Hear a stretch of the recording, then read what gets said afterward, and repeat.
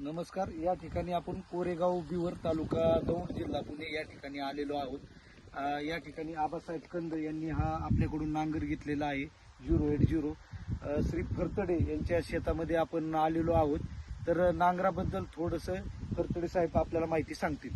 नमस्कार, मी गणेश बन्सीलाल फडतरे, राहणार कोरेगाव भिवर तालुका दौंड जिल्हा पुणे.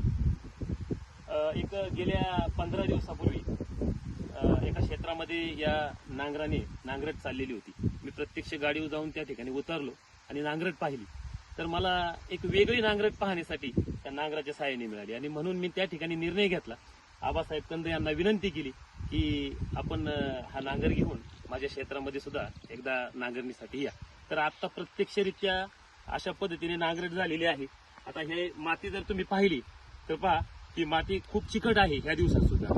तर दुसऱ्या नांगराचं या ठिकाणी काम नाही, हे मला या ठिकाणी आता नांगरट केल्यानंतर समजलं.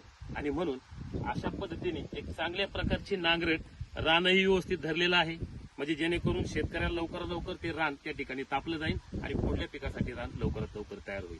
तर एकदम व्यवस्थित रान धरलंय. एवढं रान चिकट आहे तरी ट्रॅक्टरलाही त्रास नाही कसलाही पद्धतीचा, आणि स्वप्नाटात एकदम व्यवस्थित पद्धतीने हा नांगर काम करतोय.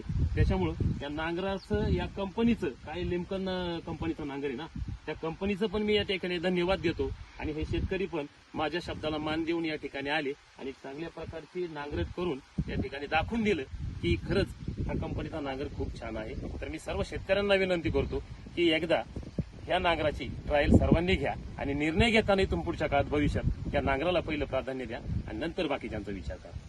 ओके, थँक्यू, धन्यवाद.